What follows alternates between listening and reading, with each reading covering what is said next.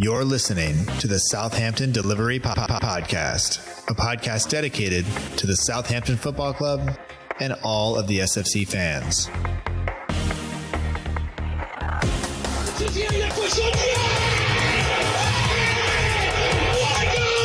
If you want to have guarantees, you have to buy a washing machine. Fonte with a scooping header. We don't lose a match, either we win or we learn. And today we learned. Подача, Остин! Все-таки забил! It's infield to Mane, 25 yards out. Lovely ball for Bella. Onside, 1-0. Buffon shot! Oh my word!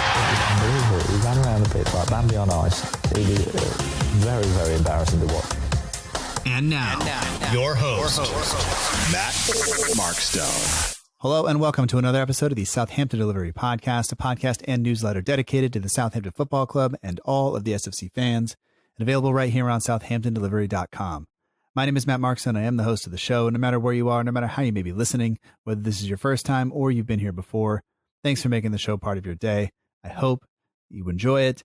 And there's really no reason not to be enjoying yourself right now, especially if you are a Saints fan, because if you're a West Brom fan, you're probably not enjoying life all that much. But that's not why we're here.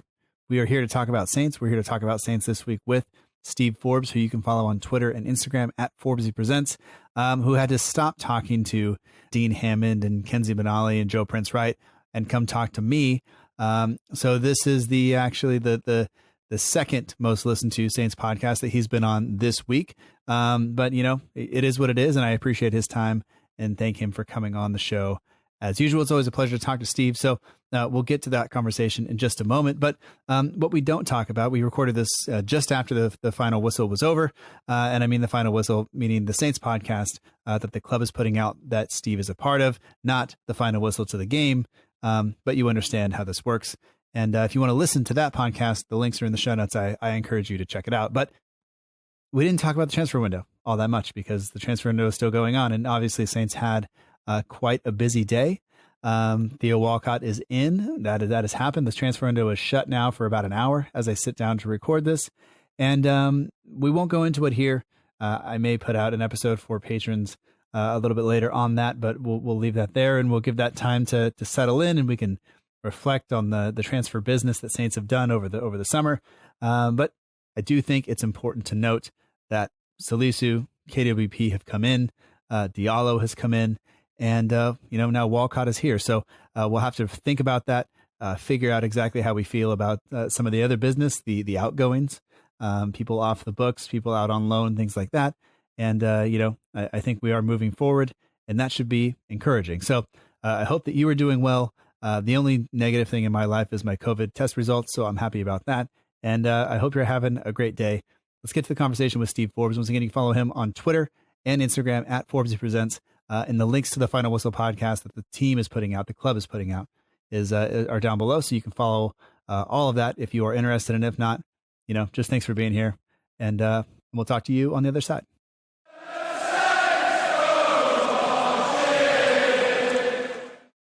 I'd like to welcome back to the Southampton Delivery Podcast, Steve Forbes. You can find him on Instagram and on Twitter at ForbesPresents.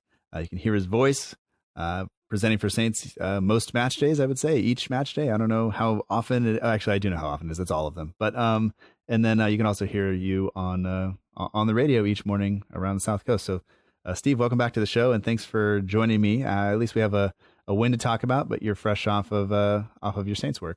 Yeah, indeed. Thanks very much for having me back, Matt. Really, really good to be back on the podcast.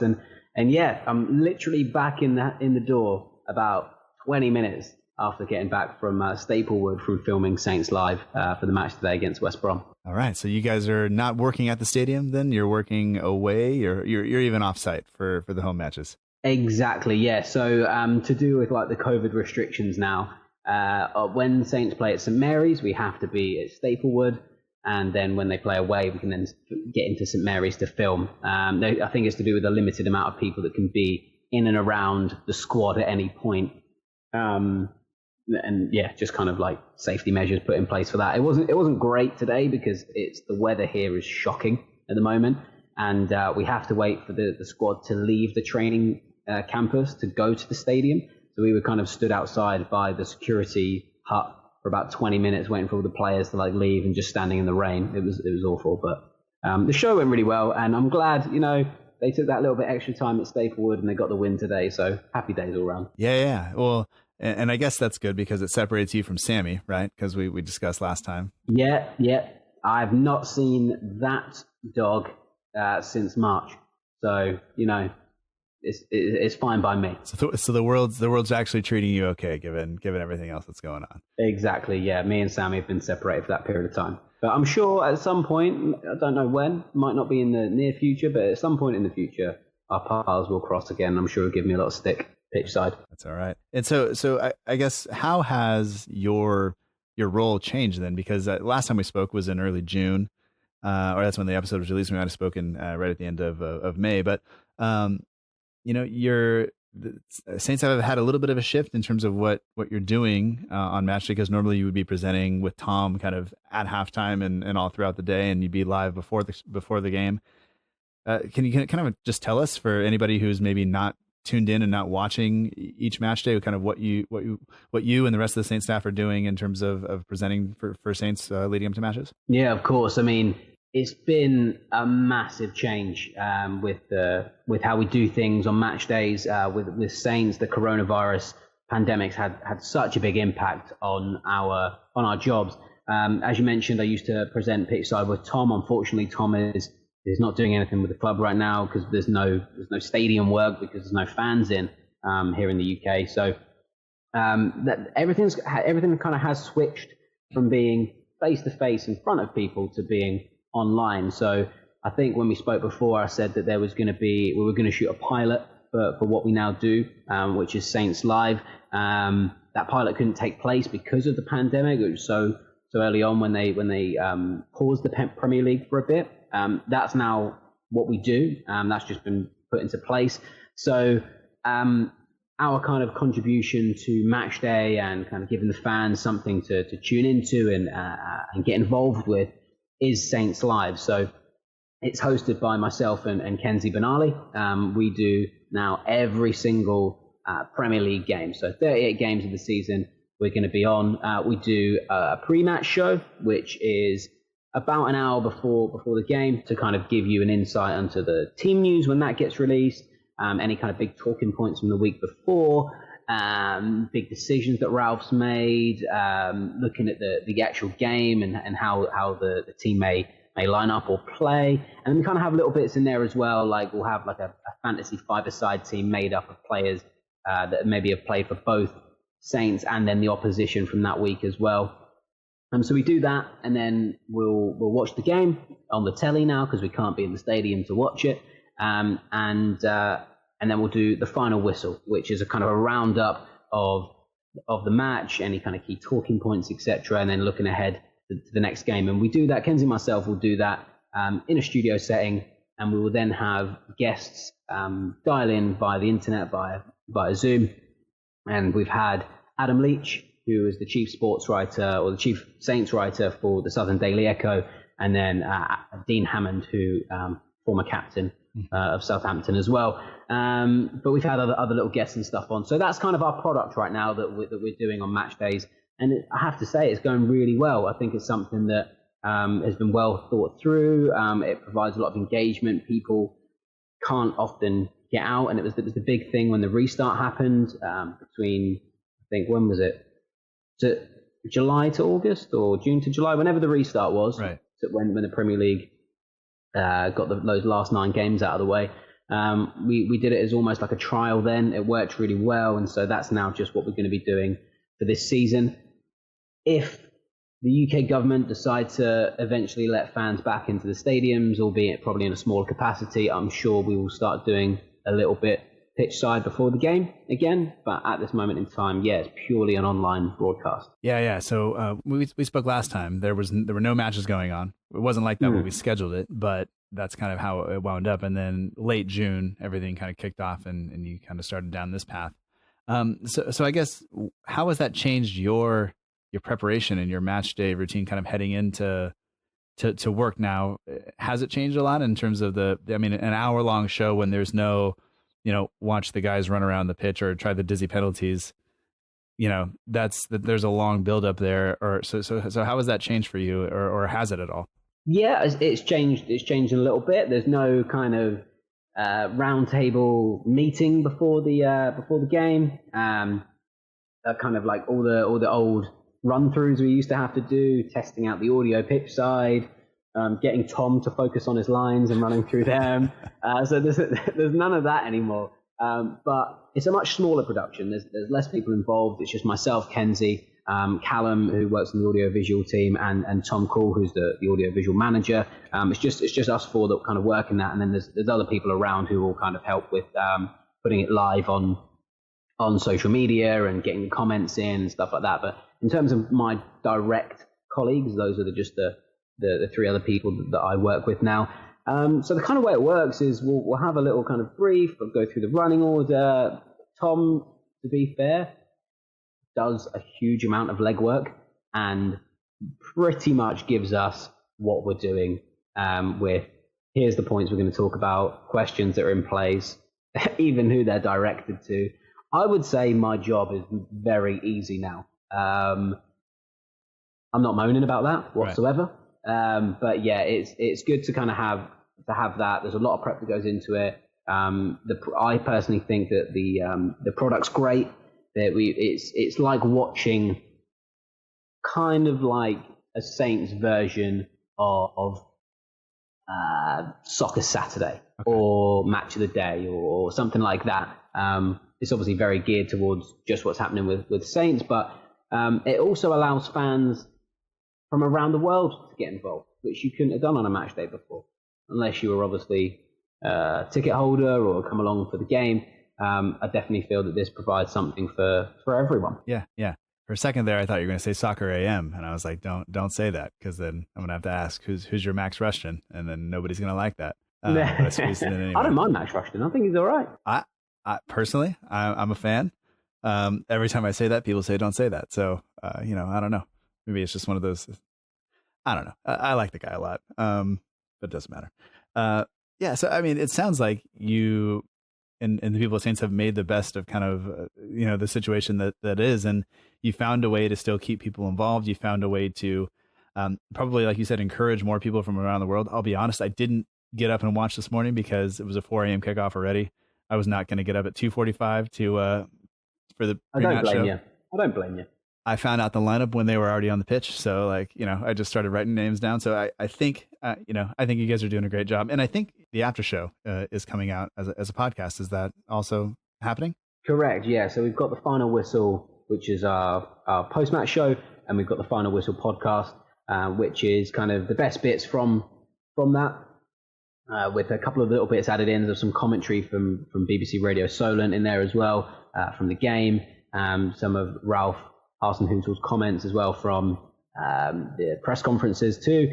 And then, that's rounded off in a little, I think about 30-minute podcast, which is downloadable the following day. Yeah.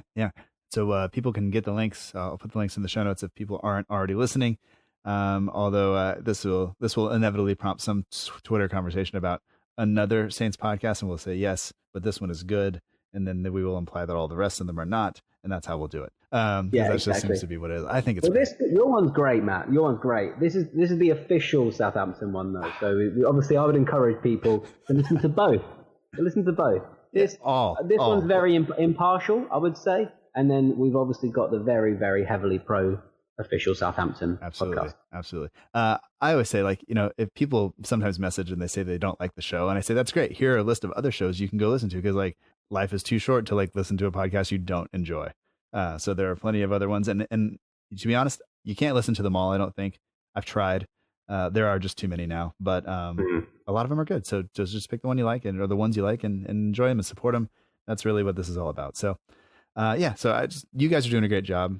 It's nice to know that you're enjoying the show. It's nice to know there's somebody behind the scenes doing a lot of the legwork, so you and Kenzie can sit and I think that's the hardest part still. I was going to say sit and look pretty, but I don't want that to come off the wrong way. So I think it's just very different though, Matt. The thing is, before you kind of have, I think you asked me in when I first came on was about the pressure. Mm-hmm. So how do you deal with the pressure of kind of having 30,000 people looking at you? and trying not to mess up. And I think I said at the time is that's not pressure in relation to other jobs. And it's still kind of the same. It's much more relaxed because you don't have a crowd to potentially embarrass yourself in front of.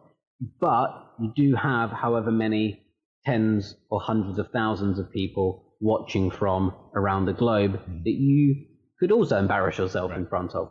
And it is live. So it's a very different kind of pressure. I would say they're both equally enjoyable. But I have to say, I'm loving doing the Saints Live stuff. It's a really good, good show to be involved with. Good. Well, I'm glad to hear that. And obviously today we had a victory, and you were at Staplewood because you couldn't be at St. Mary's.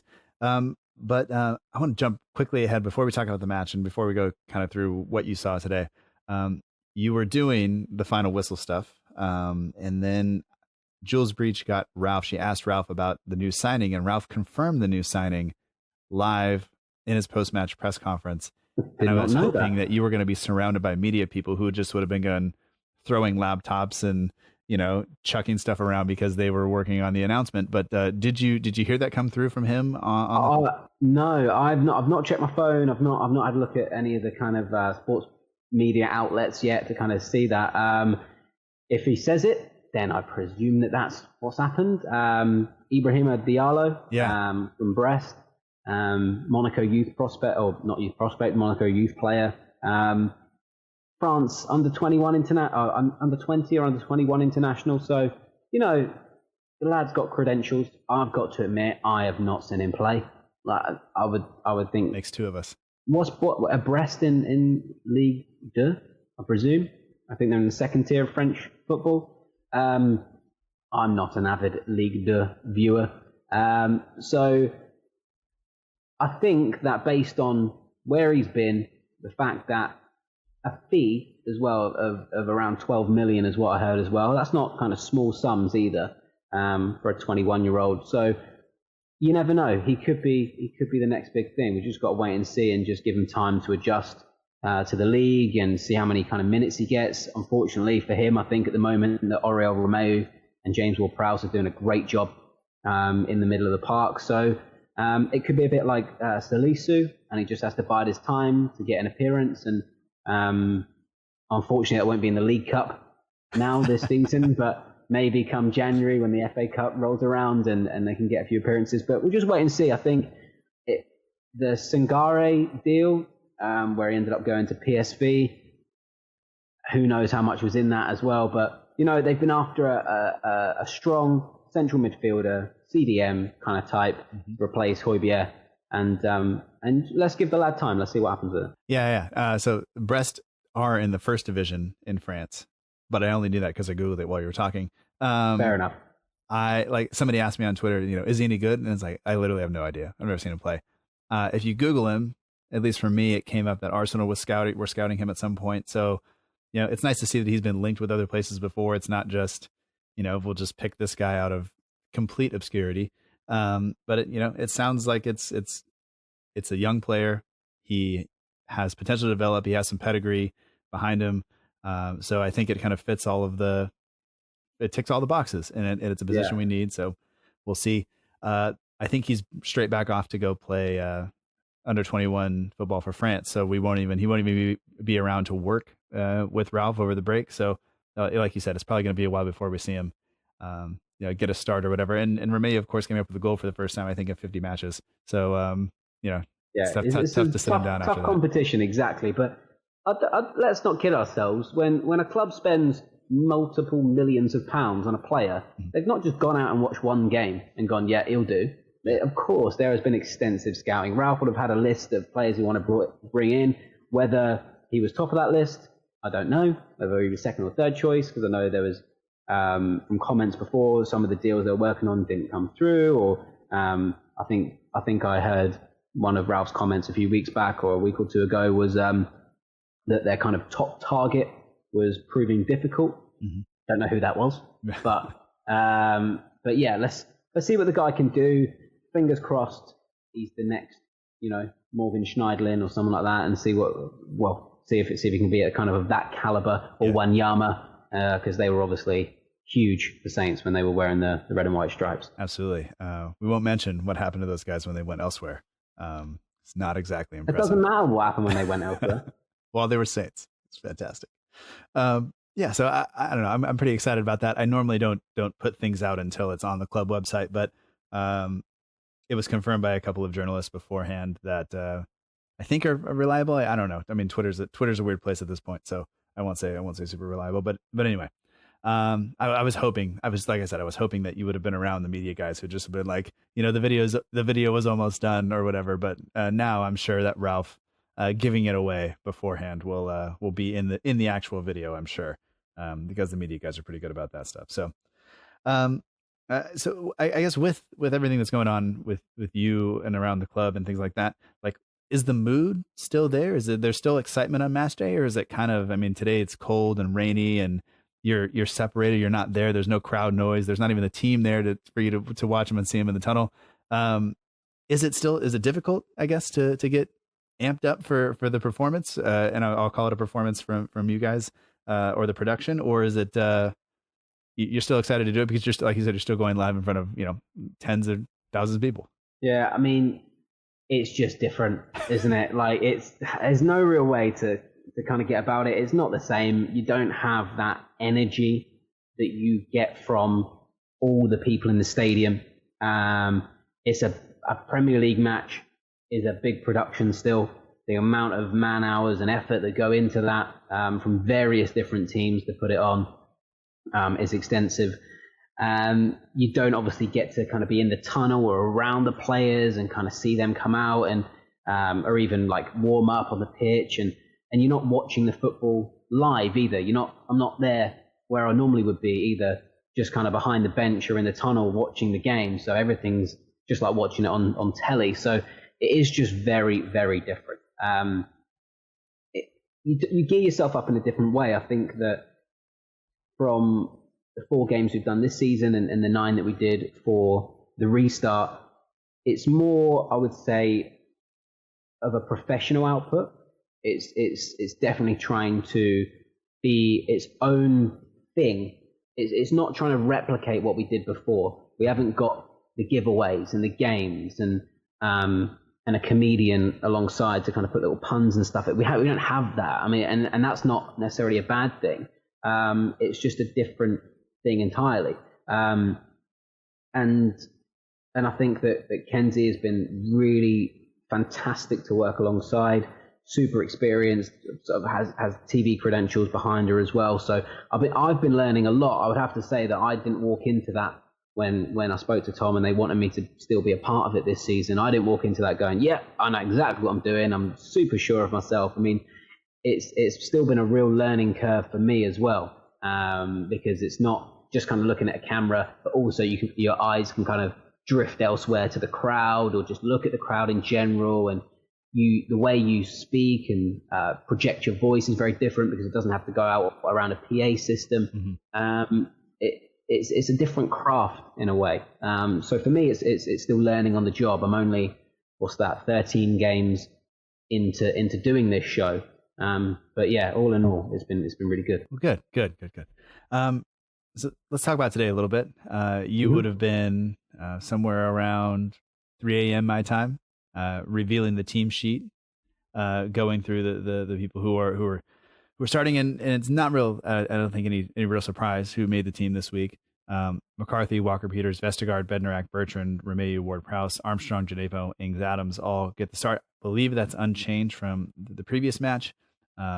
Tough to change the team much when you managed a clean sheet and got the win. I think all of those things are great. There were a couple of additions on the bench. Redmond comes back, and I actually recognize all the names. I didn't see very many young kids on the bench. So Redmond back from injury, so that's great. But any real surprise? I mean, 91% of the Saints fans were happy with it online, according to the Instagram poll. You're okay with it, I guess, as well. Yeah, I mean, I thought it was probably the right decision after the 1-0 win against Burnley. I don't know who you could have brought in to really make a bigger difference in the players that were on the pitch. Anyway, Djenepo has had a good game. Obviously, he scored today. Lovely little Cruyff turn. and a great finish. I thought he was influential.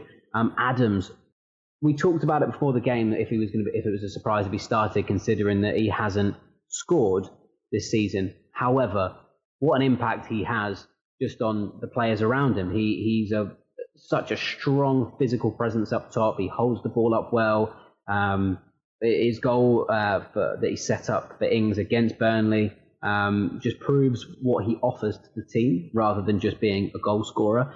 And my God, he must be the unluckiest striker in the Premier League, because how many times does a keeper pull off a worldie of a save, or he hits the post, or it's blocked on the line? So he's doing everything right except the ball going in the back of the net. But yeah, there's players that have come back in. Vestergaard came back into the side last time out, had a great game.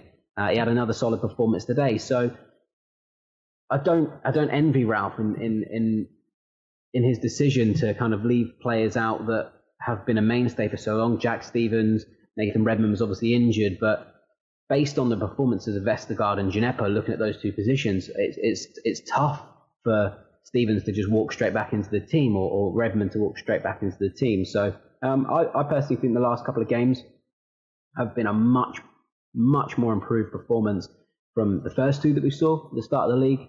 And yeah, I hope that continues even after obviously the international break. Let's hope the momentum still keeps going. Yeah, absolutely. I would say that Vestergaard coming in for Stevens kind of halfway through, I think the first match of the season, maybe the second match of the season.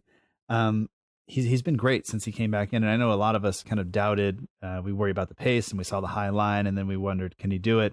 Obviously that's not his game, but he's been dominant in the air. He's been, I think, commanding on the ground as well. And some of his passing's been outstanding. And I just went through the last 5 games that he's started. We've taken 13 points from 15, only allowed 2 goals in that time. And I mean, it's not all down to him, of course. You look at some of the teams we were playing during that time, but he has definitely changed his game, because I think a lot of us would have been happy to see him move on this summer or before, just because he didn't seem to fit kind of what we were doing. But I think his passing has been great. He's also been willing to dribble the ball, bring the ball forward, much like Jack Stevens was doing. And I think maybe one of the biggest things is that it allows Bednarik to play on his preferred side, which is the right side, versus when Stevens is in the team, generally Bednarik plays on the left. But I don't know. I've been happy with the team so far. I do worry about Djenepo. Since he cut his hair, isn't it? What's that? Since he cut his hair.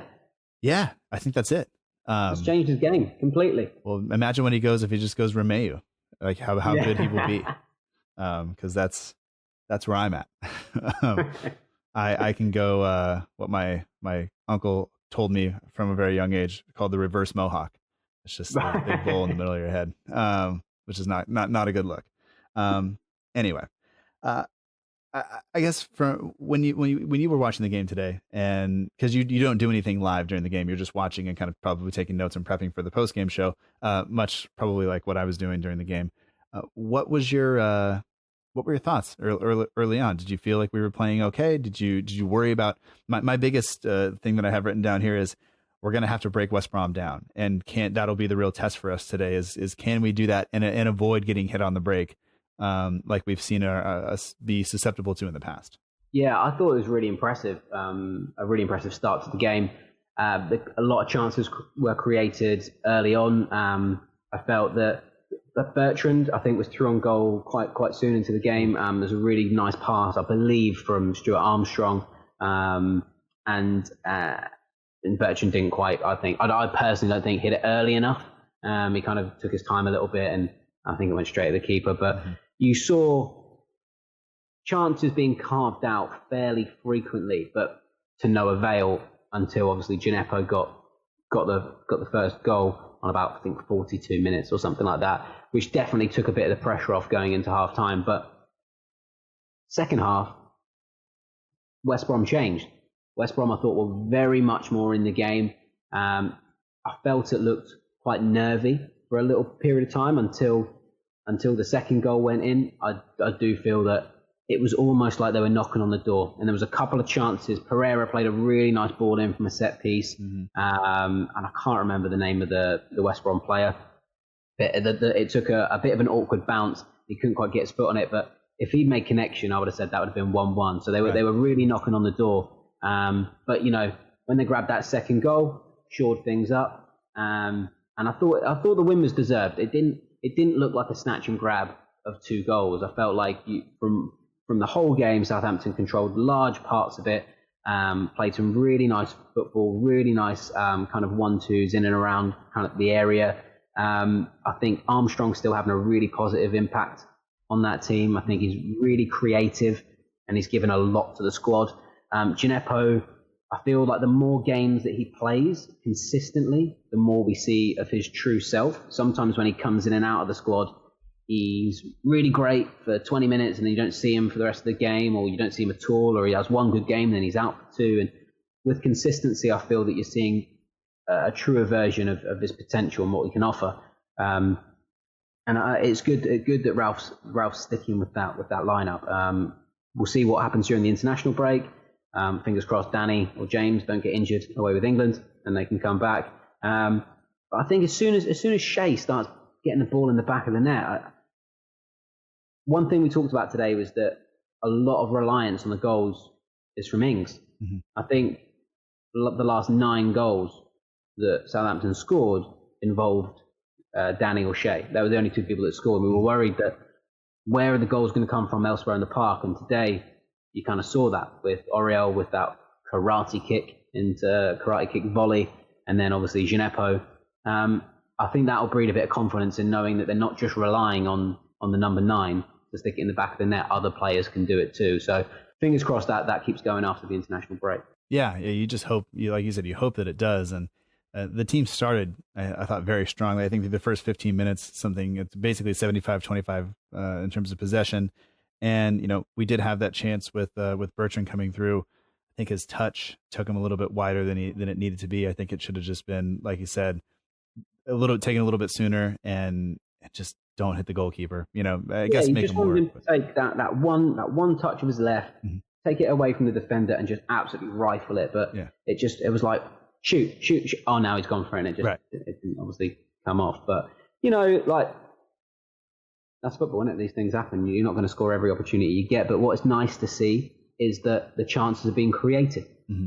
I think that's really important. That's a bit, rather than loads and loads of goals going in, it's good to see opportunities made, because that's when I think you have to start worrying. Dean Hammond made a really good point on that on the show, is that when you start to see the chances dry up, and there may only be 1 or 2 per game, that's when there's a little bit of worry. Mm-hmm. But when you're creating 5, 6, 7 chances to score during a game and putting 2 of them away, then people are going to be happy. Yeah, absolutely.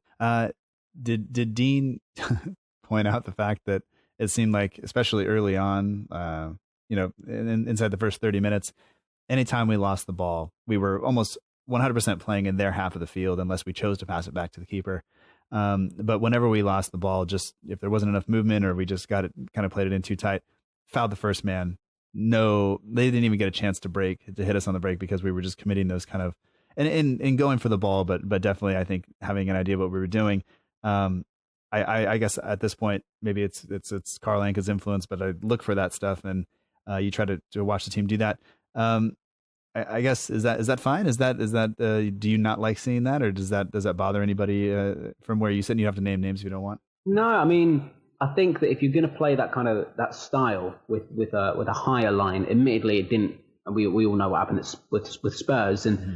it didn't obviously work. But it's something that Ralph obviously wants to play higher up the park. He wants to have it being played out from the back a lot, and you have to close down. If you don't close down, and there's space for creative players from the opposition to then start pinging balls over the top for quick runners or wingers or forwards, then you're only exposing yourself. So I rate the high press and closing down in numbers. I think it's great. I think Southampton are almost, that's their style now. Mm-hmm. I think they've created an identity. What Ralph's brought in is a clear image of how the team plays, and it's not changing week to week, and you're not getting one performance where they're not pressing, there's not high energy, they're kind of passing it around a lot. What you're seeing is constant pressure, high pressure up the park, winning the ball in dangerous areas, and then feeding it through for quick counter attacks, and then fingers crossed, kind of a pass across goal and then in.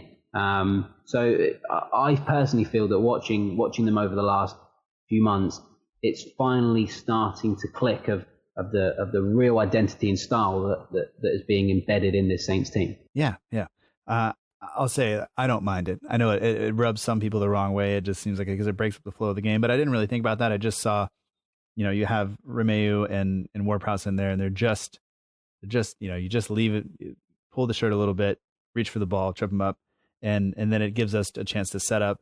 And it didn't prevent us from looking vulnerable on set pieces. I think you alluded to that earlier. There was a chance, I believe it was one of their defenders had 2 chances, I think, to just get a touch on the ball. But that's going to be something we still have to worry about.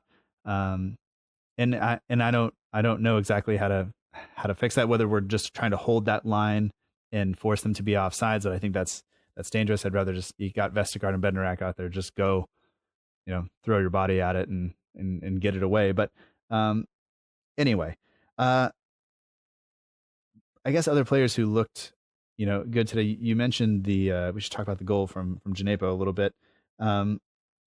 We win the ball back in midfield, and there's all of a sudden this kind of burst forward where Ings, Adams, and Djenepo are all kind of running at it. The ball comes to Djenepo, and you talked about the turn. I thought he was going to hit it with his right foot before he did the turn. So I was gone too. Like, there's no way I'm staying with him there. Or maybe it was his left foot, I don't know. But he makes that turn and just coolly kind of puts it into the corner. And I just like, that is something that he can do in terms of the elusiveness. Like, I don't see Redmond scoring that goal because they're not the same player, So I was really kind of impressed with the goal. But I don't know if I've left you anything to talk about it, or if this is depending on what my test comes back. I was going to tell people, I may have the coronavirus at this moment. I'm just going to blame it on that. But I've kind of lost my train of thought here. It's a bit of a mess. No, not at all. I think you summed it up really well.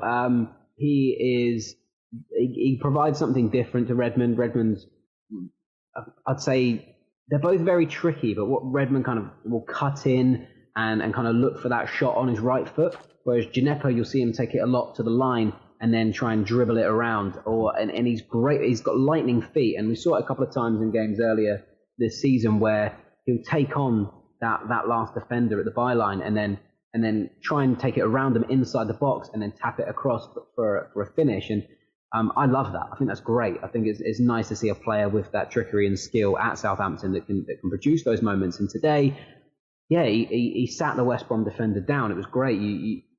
I was hoping it would drop to Ings in the box, and when it didn't, and then it bounced to Djenepo, I was like, oh, what's he going to do? And then a little Cruyff turn onto his left, fired it back past the keeper. It was a great finish. It was a good goal. And he does offer you something that is unpredictable. You don't always know. I do feel sometimes with Redmond that what's happening. He's gonna cut inside onto that right and try and either play a pass or shoot. I was a bit disappointed when he got through 1-on-1, and there was a bit of a sign in the room when we were watching when he tried to cut it back for. Was it Armstrong who was there? Is it? That was it. Yeah, Armstrong, exactly. Yeah, so he kind of was 1-on-1. I know it was a tight angle, but you'd expect him to try and slide it in with his right past the keeper, but he cut it back, and it was quite a hard pass, and it just bounced off of Armstrong. He wasn't really ready for it, and I don't know whether that's a little bit of confidence. He hasn't scored in a while.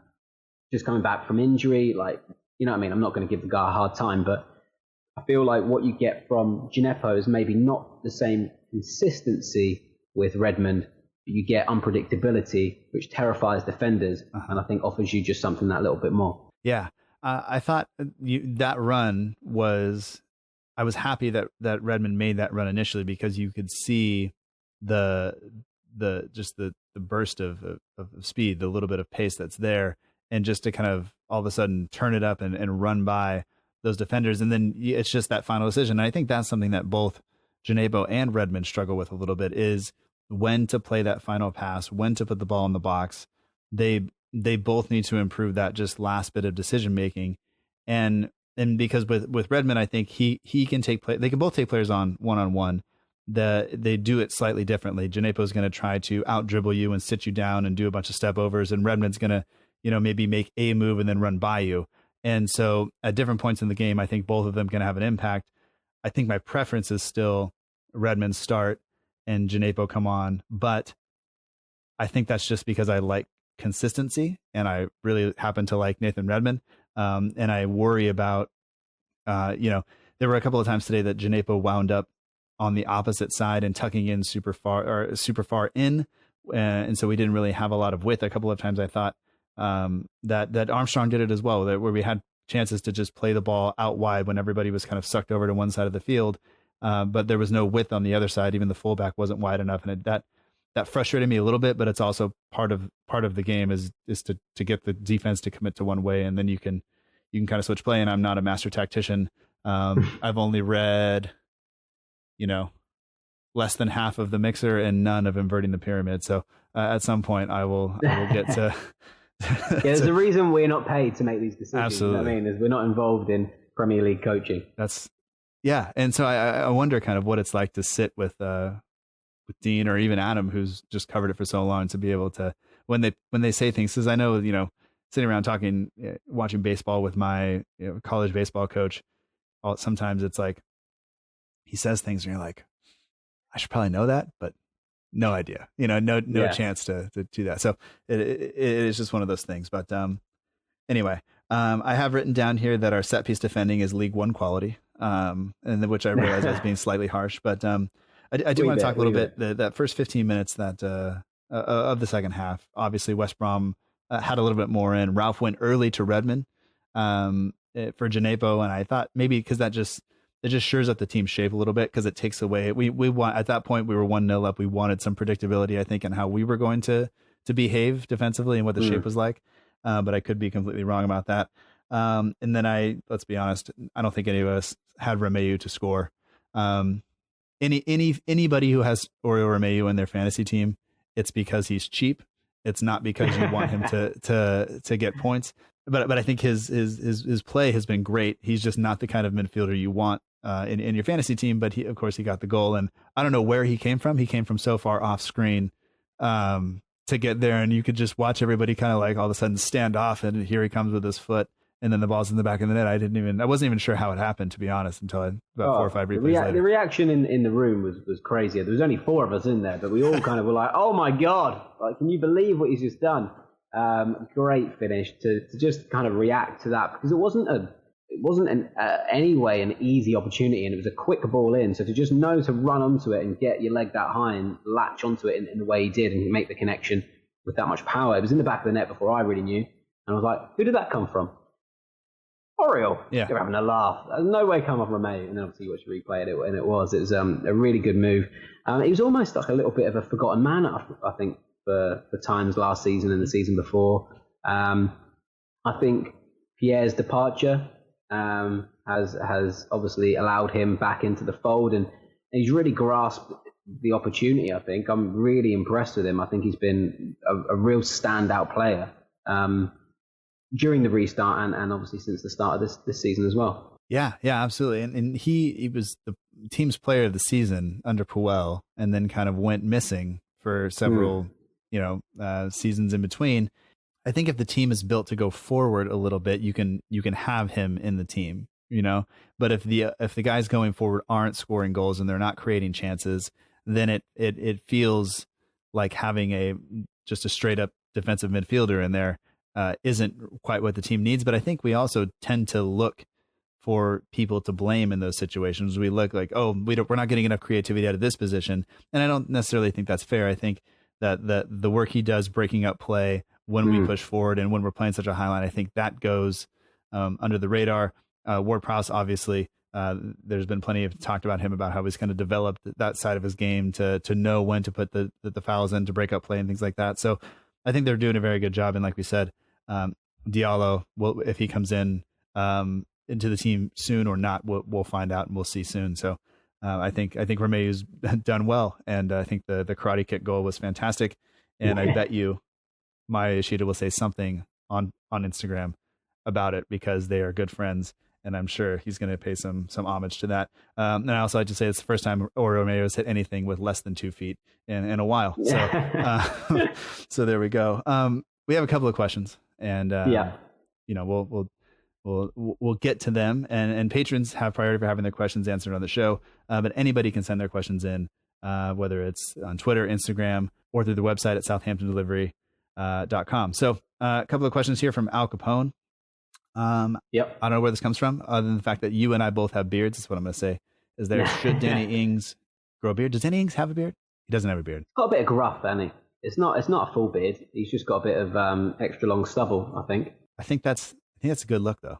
Yeah. And I'm not saying it's two guys who have short beards.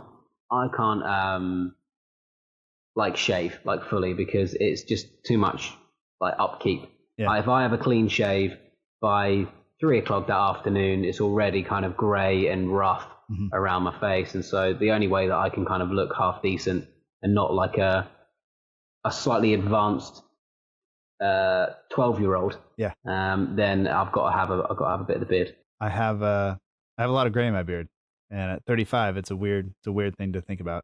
But, dude, I'm getting it too. I'm 31, and I started having gray hair on my head at 19, and that's very much flourishing now. And yes, the grayness around the chin area is definitely starting to protrude.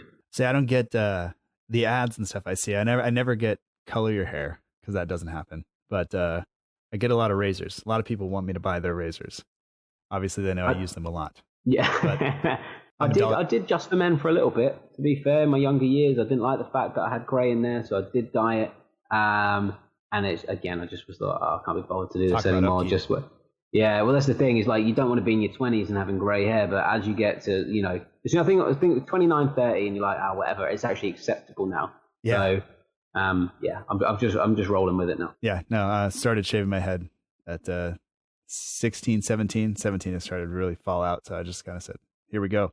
Anyway, nobody cares about this. Although we did get a question last week about Stuart Armstrong's shampoo, and then I did see that an actual journalist asked. I think it was Mason Mount, who I don't like, about his or somebody. It was somebody about their hairspray that they use, and that was so apparently it's a thing right now. I don't know, but anyway, Armstrong has lovely hair though. He does. We I don't know what we decided because it's shampoo. I don't pay attention.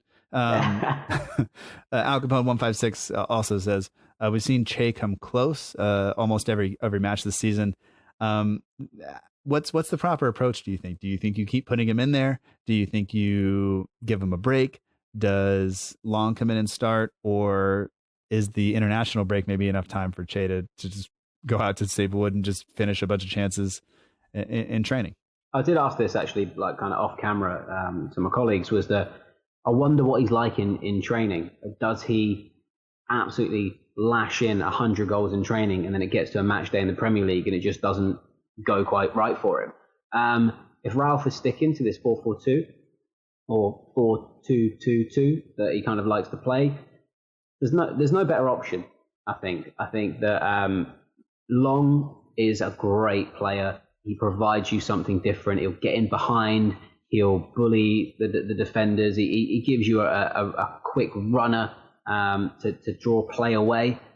But he's sticking with Shea, and I think that Ralph didn't buy him for no reason. The guy scored 22 goals in the Championship before he came to Saints, and I do believe that he will come good. I think what is also being noticed quite heavily is, as I mentioned earlier, the impact on the side. He might not be putting the ball in the net every game, but he's almost having a hand in every single goal, nearly.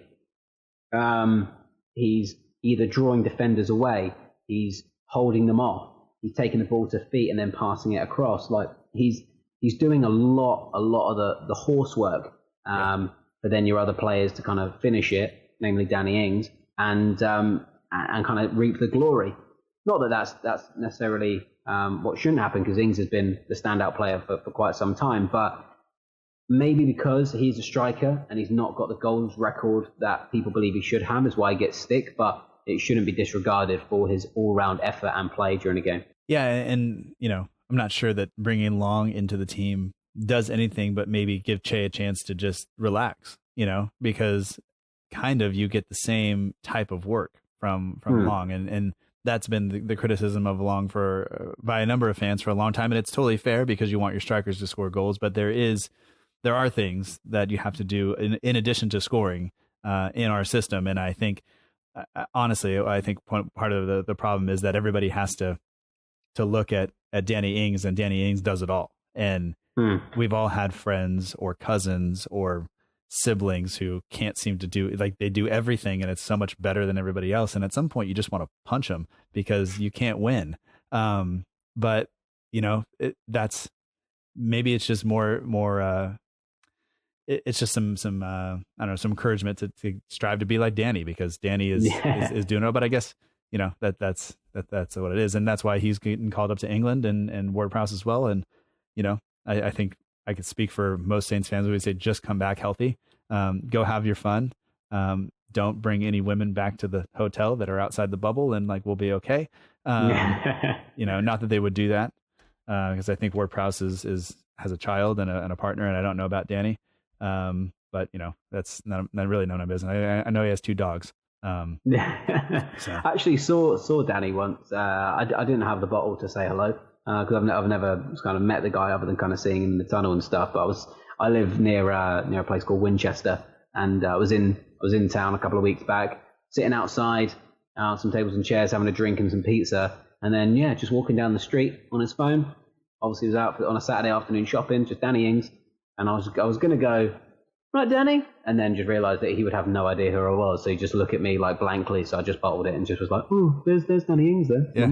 Tell everybody around you like they don't already know. Yeah. You're like, I work with Danny. Like, yeah, indirectly. Yeah. He doesn't know it, but I totally work with him. But Steve, I just want to say thanks, man. Like, this is it. One, it's fun just to chat with you and do this, and I appreciate you giving up your time as you have to get up early for work in the morning. You know exactly what I went through this morning in terms of getting up for the 4 a.m. kickoff, because that's your everyday wake up call. But thanks for doing this.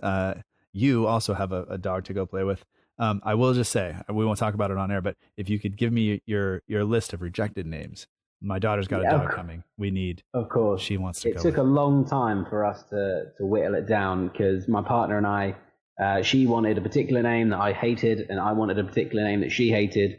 And we settled on Mabel, because my auntie actually texted me and said, "Oh, she's black and white. What about Marble?" And I was like, "Don't like Marble. That's horrible." And then just went, "Oh, but Mabel's quite a good name." Yeah. So that's my little dog. She's a little Frenchie cross Staffy, little French Bulldog cross Staffordshire Bull Terrier. She's amazing when she's sleeping and not annoying me, and the rest of the time we have not the best of relationships. But other than that, she's great. We have a Yorkie coming home soon, right? And we have another dog who's a poodle mix, and his name is Finnegan. And my family, for some reason, wants to call this one Nessie. And I'm like, what are you doing? First of all, she's not Scottish. You know, the Yorkie is not from Scotland. I'm pretty sure I looked it up. So no.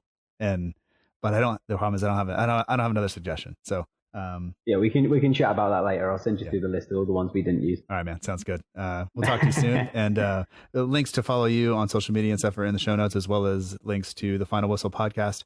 So thanks. Keep doing the great job for Saints, and be on the lookout for Sammy. I'm sure he'll be around at some point. And let's hope not. Yeah, absolutely. Thank you, man.